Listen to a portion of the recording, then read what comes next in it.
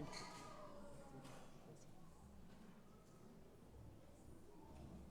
Espera um pouquinho aí, deixa eu sair.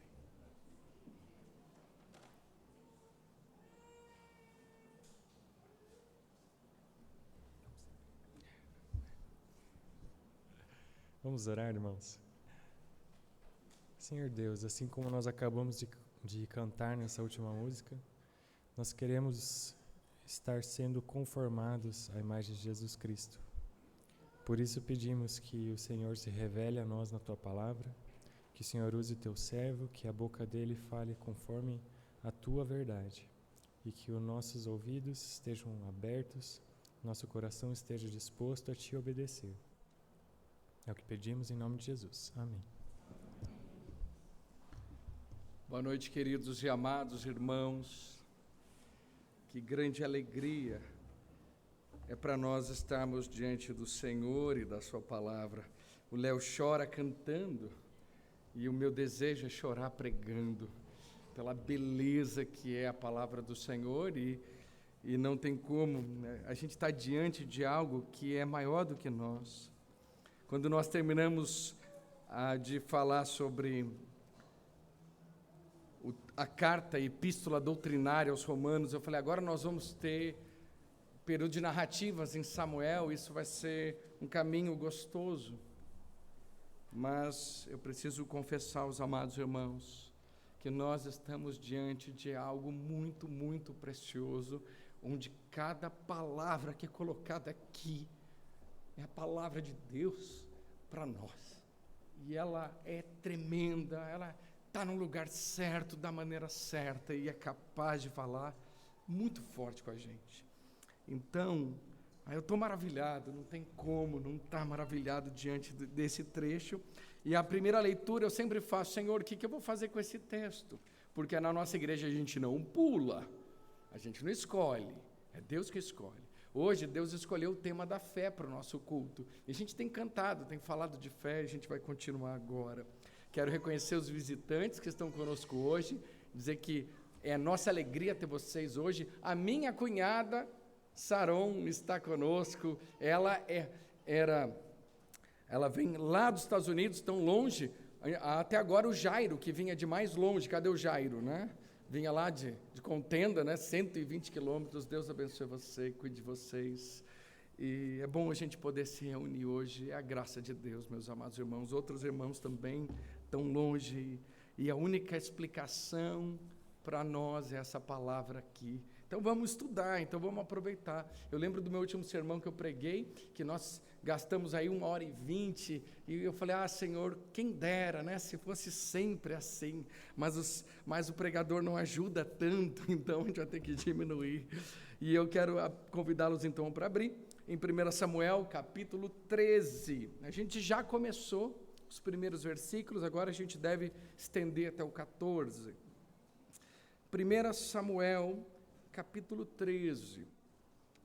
A gente vai ler a partir do verso 16. Mas antes eu quero dar o tema central. Quando a gente lê 1 Samuel, capítulo 13 e capítulo 14, aqui o tema fundamental desses capítulos, ambos, 13 e 14, é o contraste entre o medo e a fé.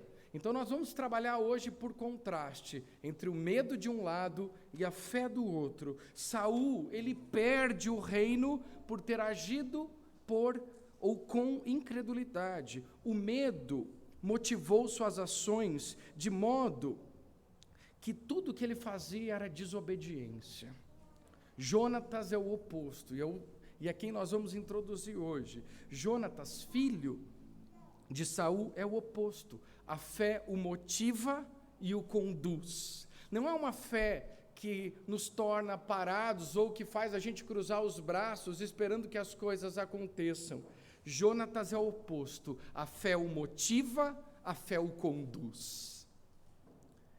Ele irá para o outro lado com fé, enquanto Saul ficou parado e com medo. Então esse é o nosso pano de fundo, e a gente começa então com dois personagens e um destino. 1 Samuel, capítulo 13, a partir do verso 16. 1 Samuel, capítulo 13, versículo 16. Saul Jonatas e os soldados que estavam com eles ficaram em Geba, na terra de Benjamim. Os filisteus acamparam em Miquimás. 3 grupos de ataque deixaram o acampamento filisteu. Um foi para o norte, em direção a Ofra, na região de Sual. Outro foi para o oeste, a Bet-Horon. E o terceiro rumou para a fronteira acima do vale de Zeboim, na direção do deserto. E aqui nós temos esses 2 personagens, Saul e seu filho Jonatas. E eles ficaram, então, em Geba de Benjamim, enquanto os filisteus estavam acampados em Miquimás.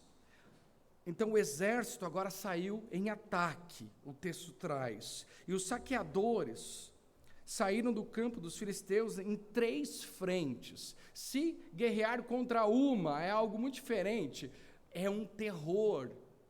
Guerrear em 3 frentes, porque você tem que defender os flancos, você tem que defender a frente, a retaguarda. A gente nunca sabe quem, quando e de onde vem o ataque. E esse, então, é nesse cenário que o nosso texto começa com os 2 personagens principais, cujos destinos estavam entrelaçados, Saul e seu filho Jonatas. E a gente vai olhar os desdobramentos, pai e filho, até terminarmos o próximo sermão na próxima semana. No início do capítulo, Jonas já foi mencionado 2 vezes, mas não é identificado como filho de Saul. O narrador espera até depois do anúncio de Samuel para identificá-lo desse modo. Por que então ele é chamado de filho só depois? Porque ele quer chamar atenção para a dimensão do pecado de Saul. O pecado de Saul agora afeta outras pessoas. Num primeiro momento, o pecado nos afeta. Num segundo momento, ele afeta outras pessoas, aqueles que estão à nossa volta. E aqui, a esta altura, já sabemos que Jonatas não herdará o trono de Saul. Samuel já havia anunciado. A ironia aqui desse texto é que, em uma história de filhos dissolutos, como Rofini e Finéias, os filhos de Eli, Joel e Abias, os filhos de Samuel, e o próprio Saul, filho de Quis, Jonatas é a brilhante exceção. O que torna triste nossa história é que Jonatas, no versículo 3 que lemos, mostrou e voltará a mostrar que seria um excelente sucessor de seu pai, mas infelizmente isso jamais acontecerá. E aí a gente entra no pior cenário, o pior cenário. A partir do verso 19, leia comigo: naqueles dias não havia ferreiros na terra de Israel, pois os filisteus não permitiam que os hebreus fizessem espadas ou lanças. Assim, sempre que o povo de Israel precisava afiar seus arados, enxadas, machados e foices, tinha de levá-los a um ferreiro filisteu. O custo para afiar um arado ou uma enxada era de 8 gramas de prata, e para afiar um machado, uma foice ou a ponta de ferro de uma vara de tocar bois, 4 gramas. Por isso, no dia da batalha, ninguém em Israel tinha espada ou lança, exceto Saul e Jonatas.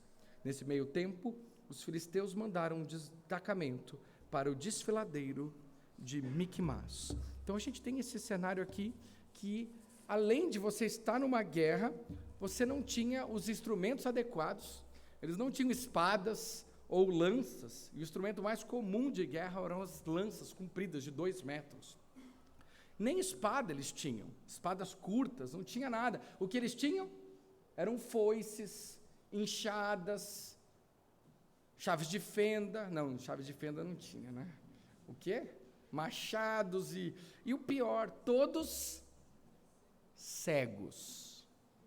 Todos cegos. Então você vai assim, já era algo difícil. O exército não possuía armas e dependia dos seus próprios inimigos para afiar as suas foices, enxadas e machados. Imagine o bullying, né?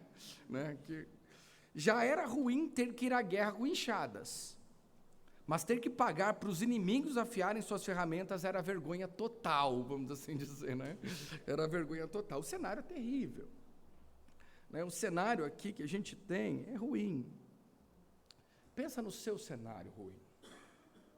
Muitas vezes nós nos deparamos com cenários ruins, com momentos ruins, com crises na nossa vida. Hoje você vai ter a liberdade de pensar no pior. Fique à vontade. Sabe por quê que eu digo isso?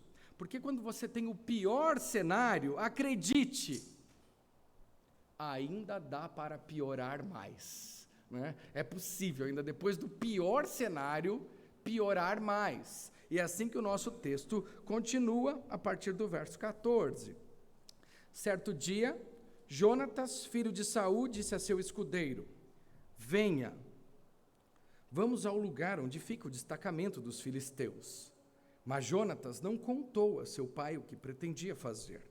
Enquanto isso, Saul estava acampado nos arredores de Gibeá, em volta da árvore de romãs em Migron, junto com cerca de 600 homens. Entre eles estava Aías, o sacerdote que levava o colete sacerdotal. Aías era filho de Aitube, irmão de Icavod, filho de Finéias, filho de Eli, que tinha servido como sacerdote do Senhor em Siló. Ninguém percebeu que Jonatas havia saído do acampamento. Para chegar ao destacamento dos filisteus, teve de passar por entre dois penhascos. Um se chamava Bozez e o outro Sené. Um ficava ao norte, de frente para Miquimás, e o outro ao sul, de frente para Geba. E você tem aí uma série de pioras que vêm. Jonatas, o que acontece aqui é que ele percebe a inércia de seu pai. Deus já havia mandado Saul agir. E aqui ele percebe a inércia mórbida e desobediente de seu pai, e ele então tristemente precisa agir sozinho. Isso é ruim. A gente não deve agir sozinho ou escondido. A gente não espera que os nossos filhos façam isso. Nós queremos trabalhar com eles, não contra eles, muito menos contra o Senhor. Mas Jonatas não tem outra escolha. Seu pai, de forma desobediente, não se movia. Deus já havia ordenado, os sinais já haviam se cumprido no capítulo 10. Mas para Saul era fácil desobedecer e difícil obedecer. Parece que o coração dele se inclinava sempre à desobediência e obedecer sempre é difícil. Eu não sei se esse é o cenário, mas se esse é o caso de muitos. De que o Senhor é sempre um fardo e o mundo é sempre uma alegria. Quantas vezes a gente não vê isso? Que para o Senhor tudo é difícil. Para o Senhor, não, estou muito cansado. E a gente sai de desobediência em desobediência, de um cenário ruim para outro. E a gente se acostuma nessa vida de desobediência, essa é a verdade. E toda vez que você desobedece, parece que fica mais difícil obedecer. A boa notícia é que o contrário também é verdade. Quanto mais você obedece, mais difícil fica desobedecer. E esse é o ciclo que a gente precisa entender, para não tomar o caminho ladeira abaixo de Saul. Eu gosto muito do Atanásio, e ele escreve, e ele, numa das grandes controvérsias da igreja, quando falaram para ele, e se o mundo inteiro está contra a verdade, então eu estou contra o mundo. E aí saiu a célebre frase, Atanásios contra mundum. Se você visitar a lápide dele, está escrito lá, Atanásios contra mundum. Não é legal? E aí tem gente que pegou isso, tem lá, né? William contra mundum, né? Tem gente que usa essas coisas, eu acho legal, né? Então a gente vai, né? Felipe contra mundum. E de certa forma é IBC contra mundum, né? Porque a gente está numa luta constante para obedecer o Senhor. Quem aqui teve dificuldade para obedecer essa semana? Quem aqui lutou contra os seus pecados? Se você não lutou, muito provavelmente você está desobedecendo, porque é uma luta obedecer. A tendência é sermos como Saul, É o piloto automático do pecado na nossa vida, permitindo todos os horrores e mazelas que a gente pode enfrentar. Mas não, nós lutamos contra nós lutamos contra o mundo, e se todo mundo faz errado, você continua fazendo aquilo que é certo. E isso é minha frase da escola, né? Porque toda vez que entra um piazinho na minha sala, mas todo mundo faz. Você não é todo mundo, né? Se todo mundo fizer errado, é o que eu falo para os meus filhos, você continua fazendo aquilo que é correto. E até hoje ninguém conseguiu vencer o diretor. A gente precisa ter isso fixo, que a gente não vai na maré, que a gente não é Maria, vai com as outras, que nós precisamos fincar a nossa fé num terreno firme, numa rocha firme que é Cristo, e não perder isso de vista. O cenário aqui, não sei se vocês perceberam, é lacrimoso. Ele se torna trevas quando nós enxergamos o conselheiro de Saul. E na medida que a desobediência segue, uma das coisas que nos trazem é más companhias. O desobediente tem inerentemente com ele más companhias. E aqui é claríssimo que Aias, e o texto aqui é dramático, vocês leram, ele diz o seguinte: Aias era filho de Aitube, irmão de Cavodes, filho de Finéias, filho de Eli. E ele volta. Parece que aquele pecado que já tinha trazido tanta desgraça para Israel, já tinha afastado tanto o povo de Deus, todos aqueles pecados agora voltam. Basta desobedecer. E aqueles pecados só estão esperando para voltar e assumir, então, o controle. E ele agora tem como conselheiro Aias, irmão de Cavodes, que quer dizer, foi-se a glória de Israel. Que nasceu quando Israel perdeu a batalha contra quem? Contra os próprios filisteus. A gente já havia vencido a batalha contra os amonitas, mas agora, quando a história se repete, o pecado está à espreita. E a glória de Deus está em jogo, na ocasião que a Arca da Aliança foi levada ao campo de batalha e a batalha foi perdida. É irônico que um dos descendentes sacerdotais de Eli esteja com Saul, pois temos aqui um rei cuja dinastia está condenada, colaborando com o sacerdote cuja dinastia foi condenada. O cenário está terrível. O cenário é terrível. O caminho adiante não parece ser fácil. E aí, entre os dois, você encontra aqui duas montanhas, agora dois penhascos é a palavra. Sexta-feira devo subir uma montanha, né? Mas não é um penhasco.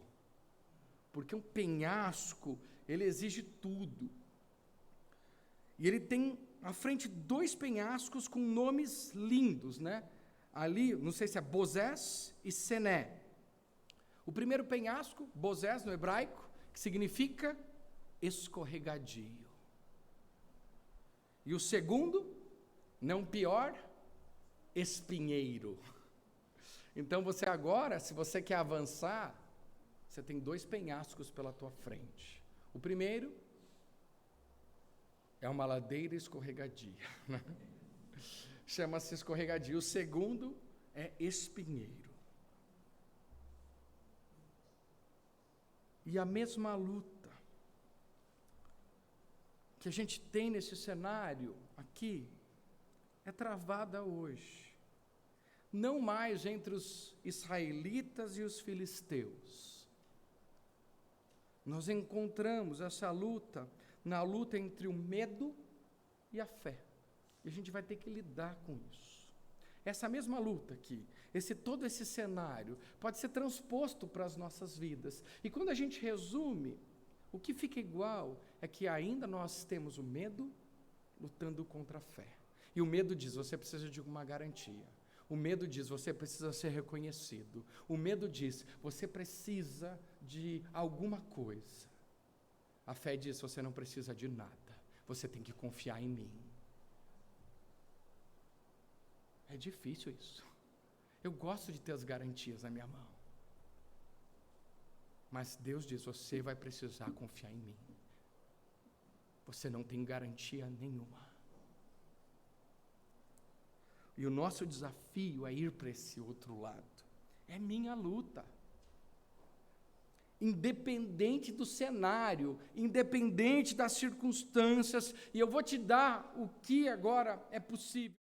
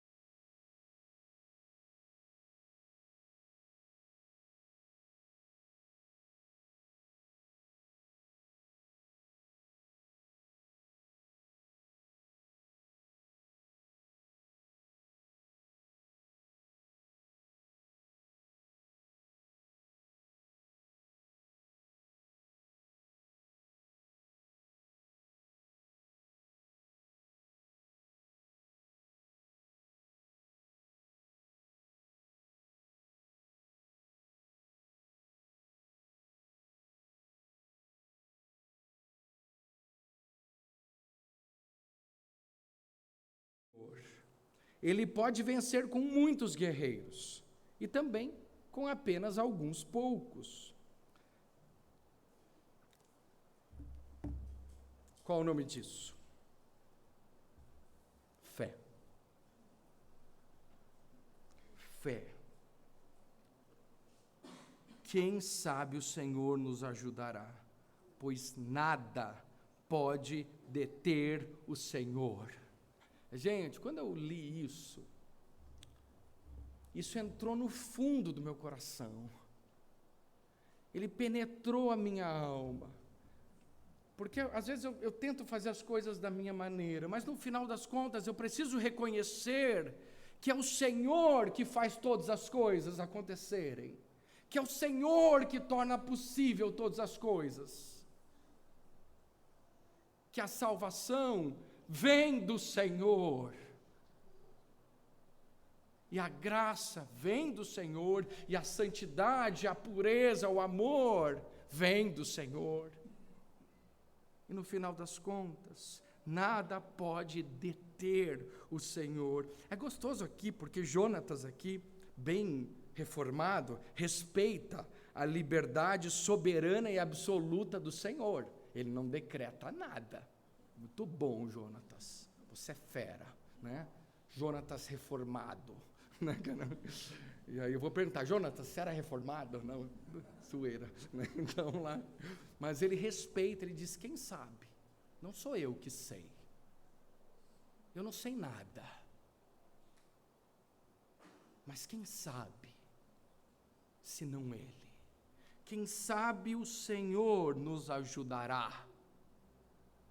Pois nada pode deter o Senhor. Ele respeita a liberdade soberana e absoluta do Senhor, mas ainda assim toma a iniciativa de agir, certo de que o Senhor é capaz de livrar, mesmo com poucos. E ele diz, ele pode vencer com muitos guerreiros, e também com apenas uns poucos. O detalhe, só tinha ele e o amigo dele, né, cara? Só tinha dois. Né? Com alguns poucos, além de tudo, a fé é otimista, né? Ela vê dois e ela vê tudo. Essa fé é que a gente precisa ter, uma fé que é inabalável, uma fé que não se mexe. Pode ter 2, pode ter 600, pode ter milhares de milhares, é uma fé então inabalável. E essa fé é algo tremendo. Eu lembro um dos meus filmes prediletos, põe aí o Gattaca. Quem já assistiu? Gattaca, a experiência genética. Falei igualzinho, o Herbert, né? E esse filme é incrível. Eu sempre, como professor de ciências, passava para os meus alunos, né? Todo ano tem um momento que eu preparo pipoca, tudo, para assistirmos o Gattaca. Gattaca é G-A-T-T, né? A-C-A, que são os aminoácidos lá que formam o DNA, né? Então ele junta aí essas proteínas, então, para trazer ideia, né? E o personagem aqui do filme foi concebido de forma natural, o que não existia mais na época. Desde a infância, e esse personagem, desde a infância, queria ser astronauta, um dos postos de maior honra no mundo de pessoas extraordinárias. No mundo de Gattaca, os astronautas eram as pessoas mais modificadas geneticamente, elas feitas para durar, para aguentar a vida no espaço. Eram pessoas extraordinárias, melhoradas geneticamente. E nesse mundo, o máximo que o nosso personagem conseguiria chegar perto de uma nave espacial seria limpando suas latrinas. Palavras que ele ouviu do próprio pai, né? O máximo que você vai conseguir chegar perto de uma nave é limpando as latrinas dela. Foi o que ele fez, né? E aí ele faz o filme gira em torno de como ele se torna astronauta. E o seu irmão, que era melhorado geneticamente, não entendia a força de vontade do irmão, pois pelos cálculos, o número de batidas programadas para o coração dele já havia se esgotado há anos. E ele deveria estar morto, mas ele estava vivo. No final do filme, eles disputam uma corrida no mar, ele e o irmão, coisa que eles faziam desde pequeno. O irmão mais fraco está à frente do seu irmão, e ele vai dando braçada após braçada. O irmão começa a dizer: a gente não vai conseguir voltar, a gente precisa voltar agora, volta agora, vamos voltar agora. Tchau. Vinha outra abraçada. Tchau. Vinha outra. Aí o irmão desiste, ele volta. Quando ele vê o irmão voltando, ele para, respira e começa a voltar. Quando ele volta, já terrificado pelo medo, ele começa a se afogar. E aí é o irmão mais fraco que vem e pega ele, salva ele. E quando eles estão na praia, né, o irmão pergunta, né, e ele diz assim: como que você conseguiu ganhar? É impossível você ganhar, é impossível você ganhar. E ele diz: eu nunca pensei em voltar. A nossa fé é caminho de ida, não tem volta. A gente vai olhar para o autor e consumador da nossa fé, que é o reino, a glória, tudo lá na frente. E a gente vai para lá e a gente não vai voltar um passo para trás. Eu nunca pensei em voltar. E, meus amados, isso não tem nada a ver com o filme, tá? Mas depois que eu me tornei crente, depois que Deus mudou a minha vida, eu nunca mais pensei em voltar. Não tem sentido mais, não faz. E eu estava conversando com uma irmã hoje, que está na Universidade Federal, né? Tem outros aqui, na UFPR, e eu vejo toda aquela vaidade, é muita vaidade. Você tem um papelzinho laranja na parede, né? É tanta coisa. E eu falei: sabe de uma coisa? A gente vai ficando cansado. No começo eu corri atrás do vento com certa alegria, mas vai passando o tempo nesse mundo que a gente vai tirando as raízes desse mundo. Não vai fazendo mais sentido as coisas desse mundo, e a gente vai perdendo aquilo que a gente dava valor com 20 anos, não é o que a gente dá valor com 30, com 40, é incrível isso. Para o crente isso tem que ser verdade todo dia a gente arranca uma amarra desse mundo, e a gente dá mais um passo em direção à glória que há de ser revelada para nós. Todo dia vai arrancando, e a gente vai falando: poxa, não está tão legal correr atrás do vento, não faz mais sentido. Havel, Havelim. Vaidade de vaidades, diz o pregador. Tudo é vaidade. O mundo passa, bem como os seus desejos, mas aquele que faz a vontade de Deus permanece para sempre. O caminho não tem volta. Isso é fé. Isso é fé inabalável. E a gente vai seguindo. Essa fé, além de inabalável, ela tem uma característica que eu gosto muito. Pode tirar aí. Vamos para a fé, que é contagiante. Fé é alguma coisa contagiante? Fala a verdade, é ou não é? Graças a Deus por isso, porque fé sozinho não tem tanta graça. E aí, a Jonatas vira assim e fala assim, ele diz, quem sabe o Senhor nos ajudará, pois nada pode deter o Senhor. Ele pode vencer com muitos guerreiros e também com apenas alguns poucos. Quem estava ouvindo? Escudeiro. Faça o que lhe parecer melhor, respondeu o escudeiro. Eu o seguirei para onde o Senhor for. Pois bem, disse Jonatas. Que tremendo, que contagiante. E, gente, a nossa fé tem sempre um escudeiro do nosso lado. A gente sempre tem alguém que está observando a nossa fé contagiante ou a nossa fé morta. Ou o nosso desânimo. Terrível. Mas eu gosto desse tipo de fé. Se a fé é inabalável, ela acaba contagiante. E ele chama os filisteus de quê? Incircuncisos. Começa. Falou, não vou dar moleza. Aqui eu represento o Senhor. E a gente vai lá. O escudeiro falou, cara, vai lá, eu vou com você. O que vai acontecer? Eu não sei. Né? Isso me lembra algumas peripécias que a gente faz nessa vida, né? Por exemplo, já contei, mas conto de novo. Ano passado a gente tentando decorar os versículos, coloca lá, decor, porque é de coração, tem que guardar lá, decor. E eu nunca consegui decorar um versículo na vida, sempre aquela dificuldade. Tenho 2 agendas, secretária, não sei o quê. Pô, o secretário não me avisou. É básico, não, mas tem que avisar, porque eu não tenho memória. Minha memória, não sei onde que ela está.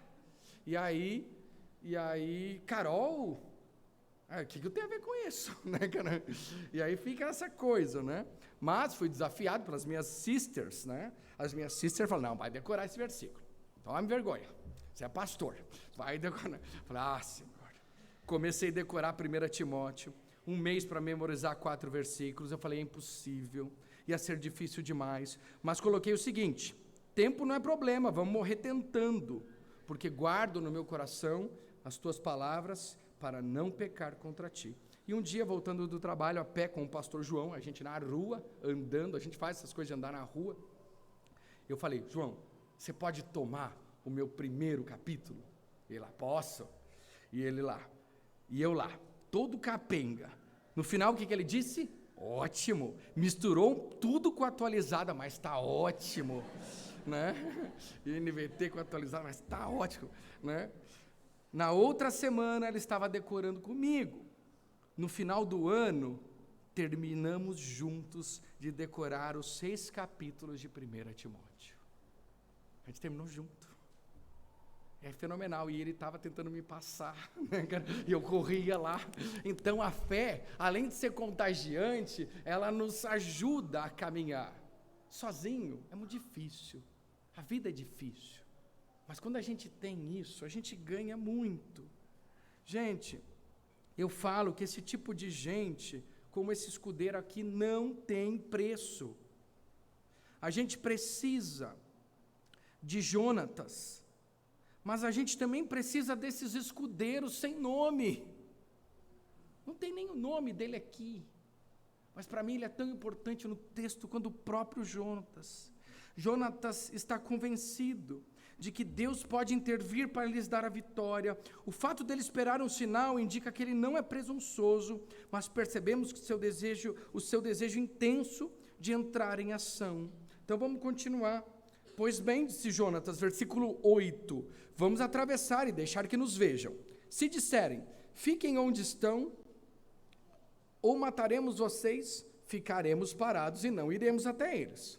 Mas se disserem, subam até aqui e lutem, então subiremos. Será o sinal de que o Senhor os entregará em nossas mãos.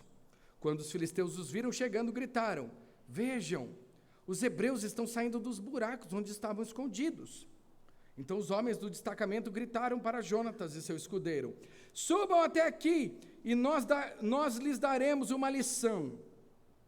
Venha, suba logo atrás de mim, disse Jonatas a seu escudeiro. O Senhor entregou os filisteus nas mãos de Israel. Então subiram usando os pés e as mãos. Jonatas derrubava os filisteus e atrás dele seu escudeiro os matava. Mataram no total cerca de 20 homens, uma pequena porção de terra.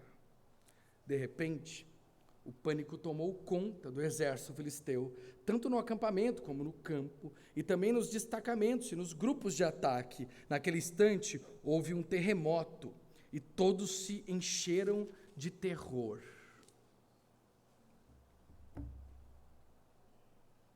Jonatas derruba cerca de 20 homens, e o seu escudeiro vem atrás.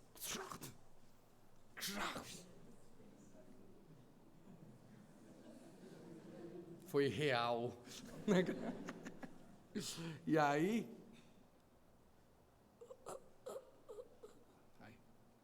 esse foi efeito especial. E isso é suficiente para fazer que o exército filisteu entrasse em pânico, pois houve um terremoto e esse pânico foi enviado por Deus. É Deus que vence as nossas batalhas. Terremoto, pânico, tudo. Ele vai e ele faz tudo o que ele tem que fazer. É tremendo. Bastou 20 caírem para ele derrubar o exército inteiro. A linguagem que Deus usa para narrar o ataque é extremamente significativa. Ou seja, precisa descer para subir. E ele deixa isso bem claro nesse texto. Você quer subir, precisa descer.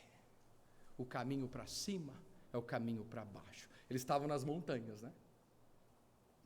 Eram duas. Bezos e a outra Sené, né? Bezos. E ele estava lá. Olha lá, estão vindo. Você desce. E eles subiram, provavelmente ele diz com as mãos e os pés. O que é isso?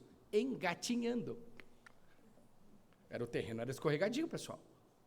Quando você tinha um espinhento, o outro era escorregadio. E subindo lá. E eles estavam subindo, engatinhando. Mas a linguagem é básica. Você quer subir? Desce. Como diz a nossa predileta oração puritana. Senhor, santo e excelso, de forma submissa e humilde, fui trazido por ti ao vale da visão, em cujas profundezas habito, mas vejo a ti nas alturas, cercado pelas montanhas do pecado, eu vejo a tua glória. Permita-me aprender pelo paradoxo, que o caminho para baixo é o caminho para cima, que ser humilde é ser elevado, que o coração quebrado é o coração sarado, que o espírito contrito é o espírito alegre, que a alma arrependida é a alma vitoriosa, que não ter nada é possuir tudo, que suportar a cruz é usar a coroa, que dar é receber, que o vale é o lugar da visão. Senhor, de dia podem ser vistas estrelas de lugares profundos, e no mais profundo do poço a luz da tua estrela brilha. Deixa que eu encontre tua luz na minha escuridão, tua vida em minha morte, tua alegria em meu sofrimento, tua graça em meu pecado, tua riqueza em minha pobreza, tua glória em meu vale. Esse é o caminho. Aquele que quer ser grande, seja aquele que sirva. E como que a gente então encontra Cristo nessa passagem? Jesus sabe muito bem o que é esse caminho, porque Ele deixou os céus. Ele deixou a sua glória. A glória que Ele tinha, a glória que Ele tem. E Ele sai, e Ele deixa as mansões celestiais para viver entre os homens. Jesus sabe o que é vir. Jesus foi o homem de dores e que sabe o que é padecer. Isaías 53. Jesus é o sumo sacerdote que pode se compadecer de nossas fraquezas. Hebreus 4:15. Jesus é aquele que passou por sofrimento e tentação e é capaz de ajudar aqueles que são tentados. Hebreus 2:18. Jesus é aquele que, embora sendo Deus, não considerou ser igual a Deus fosse algo que devesse se apegar. Em vez disso, esvaziou a si mesmo, assumiu a posição de escravo e nasceu como ser humano. Quando veio em forma humana, humilhou-se e foi obediente até a morte e morte de cruz. Filipenses 2:6-8. Jesus é aquele que ressuscitou dos mortos. Marcos 16:6. Jesus é o caminho, a verdade e a vida. João 14:6. Jesus é o alfa e o ômega, o primeiro e o último, o princípio e o fim. Apocalipse 22:12. Jesus foi humilhado, mas Jesus é exaltado. E eu concluo, queridos, aplicando essa passagem para nós. O cenário é ruim, sofrimento faz parte do pacote. Na hora, até parece ruim, mas você já percebeu que justamente nos momentos de maior crise foi o momento que você mais cresceu?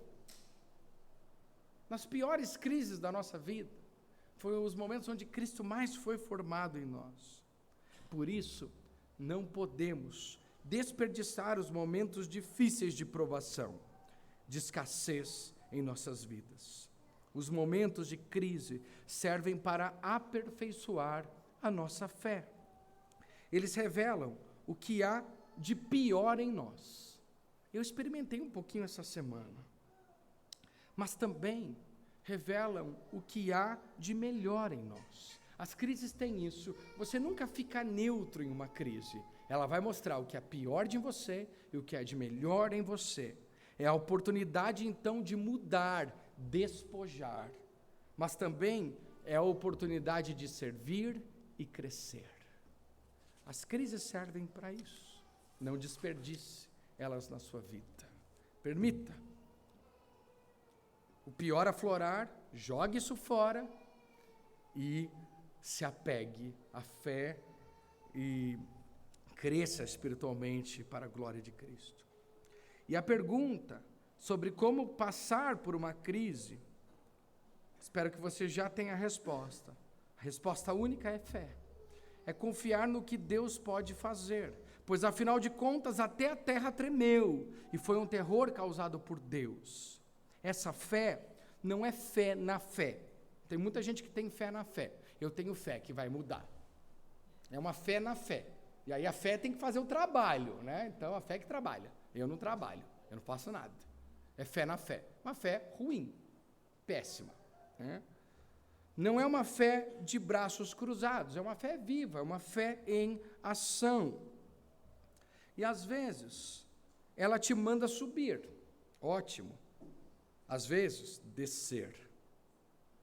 Às vezes, somos tentados a responder orgulho com arrogância.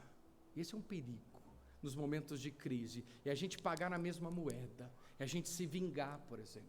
Eu vou me vingar. Já que ele fez isso, eu vou fazer também. Pequei nisso essa semana. Esse foi o meu pecado. Pequei. Não posso. Falei, Senhor, não pode. Eu não posso responder na mesma moeda. Que Deus me perdoe. Às vezes somos tentados a responder frustração com fofoca. É ou não é? Fiquei frustrado, falo mal. É ou não é? Ou respondemos no olho por olho, dente por dente. E é incrível como tem crentes do talião, que eu chamo, né? Olho por olho, dente por dente. E às vezes o pessoal traz isso para a igreja, cruz credo, sai fora, né? Mas é pagar o mal com o mal. E, gente, isso não está certo. Isso é muito humano. Mas eu quero trazer algo melhor para vocês. Talvez a gente diga, eu não pago o mal com o mal. Mas cuidado, também não pague o bem com o bem. Porque isso também é humano. simplesmente faça o bem, sem esperar que alguém faça algo por você. E se você quer viver o cristianismo na sua mais profunda pureza, pague o mal com o bem, e você será cristão. É impossível o incrédulo fazer isso. Ele não consegue. Ele não tem o perdão para isso. Ele não tem a graça de Deus permitindo isso. E nem precisamos dizer que pagar o mal, o bem com o mal, que é algo muito diabólico, mas que também é suscetível. Mas pagar o mal com o bem é divino. É coisa de Deus na nossa vida. É Deus em nós. E é isso que nós queremos ver. Às vezes, não se preocupe, a nossa fé está como Jonatas engatinhando. Não tem problema. A fé não está preocupada em quanto você vai, não é a quantidade de fé. A fé, na verdade, é pura obediência. Eu confio em Deus, eu o obedeço. Fé não é Deus está comigo. Não, para com isso. Fé é eu obedeço. Por quê? Porque eu confio nele. Ele mandou, eu faço. Fé é pura obediência. Não importa se a obediência é grande, se é pequena. Às vezes você vai ter uma mega obediência, ótimo. Mas às vezes é pequenininha. Às vezes é lá na sua casa. Às vezes é nas pequenas coisas. E eu vou dizer o que eu aprendi do meu discipulador, Edi Rodrigo, há 1000 anos atrás. Quando eu aprontei quando jovem, o Edi falou, Ari, olha para mim no meu olho. Falei, fala.